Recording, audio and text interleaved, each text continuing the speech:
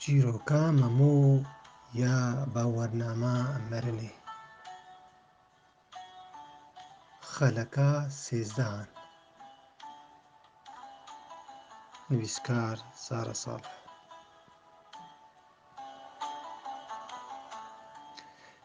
دیا مەمۆ دەستپێکا ڕۆژێ لە ئۆدا ناڤێ ڕۆنیشتبوو وشتی گۆهن کار دبەر دەستێ خۆرە قەداندن چەیدانی چایە یێ هێژ بووکانیا وێڤە ژێرە هاتبوو لەبەر خۆدانی خۆهدانا لەسەر ڕووێ وێ هەرکی بە ئەپریا خوا پاقش کرد ئێدی ژنوورە چایە خۆڕوو کرد ژبەرگۆ سەرێ وێ سبهێڤە ئێشێک کەتبوو سەرێ وێدا رابوو چایەکە ڕەشی تاڕی ji xwe re çêkir ta wî çaxî zarokê wên hîn tev de dixew de bûn ji bilî memo koçûbû cihê pasporta çaya xewilo hêdî hêdî dibe xwar û kûr dibûnijî ji nîşkê ve çavê wê li wêneyê hevjînê wê ket ew wêneyê got ji piştî mirina hevjînê wê ve dîwarê odê ve daleqandiye ke sereke kûr û dirêj vê dîtinê re berda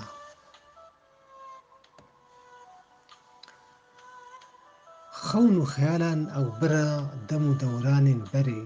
û zemanekî din ku mîna filmekî reş û spî gelek bûyer li ber çavên wê re diçûn û dihatin hate bîra wê gava cara pêşî çavê wê li yê hevjînê wê ket û dilê wê ji hingî ve bêhtir lê xist û ji xwe re bir di dawetekê de ku li gundê wa bû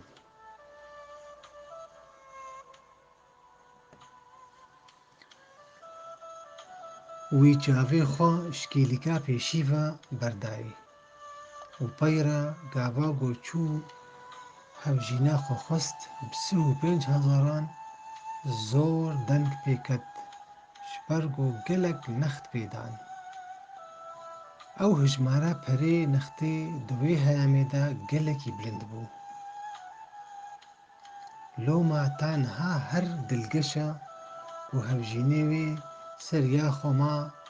û erê kir ku nexta wê bide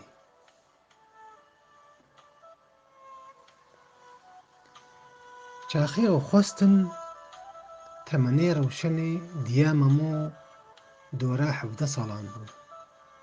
xortan tev de li wan gundên derdorê behsa spehîbûn û bedewiya wê dikirin rewşê xewna xortên gund bû û hêviya wan bû ku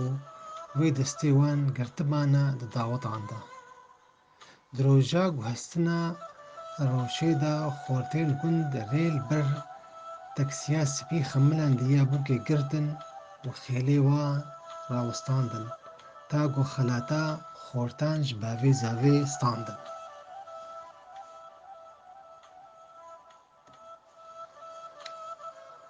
rojeke taybet bû li gund rêzeke dirêj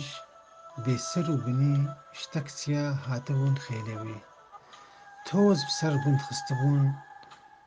di wê riya axî de ku êdî şifêran nema ber pêşiya xwe didît nexwasim gava hin ji wan şifêrên sergerm didane ber hev ta hinan ji wan didane nav nava şûvan remedîlk digiha ezmanê heftan kesekî hev nedidît ta ku gihane ser ceada ziftê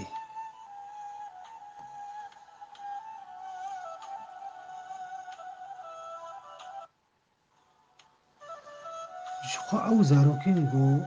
di dawiya pîkaba siwar bibûn çavên wan tenê ji toz û remedîlkê xuya dikirin dinya havîn bû dema ku rewşê guhestin شخوا ئەو چاخ زەماوەند و داوەتە ئەو شخوا ئەو چاخەی زەماوەند و داوەتانە ڕۆژێکە پڕ گەرم بوو و ئێڤاریژی هین گەرمتر بوو ژبەر ئەو هەبژینەی خوا لە هەندڕ ڕازەهان مینە هەر بووک و زاڤایەن و ئەو شەڤ هەر دبیرا وەی دەمایە تەڤڵوکۆ گەلێکی گەرمژی بوو di navbera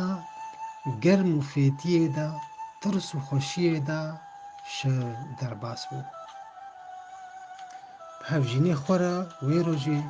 pê hesiya bi pîrokbûna xwe. Tevlûk û biçûk bû jî lê di pir aliyan de têgihiştî bû ku wateya jiyanê berdewam dibe bi hebûna jin û mêr û nexwasim ku hezkirin pê re hebe. Jiyana wê her xweş bû bi hevjînê wê re dema ku sax bû tevl û hemû astengiyan.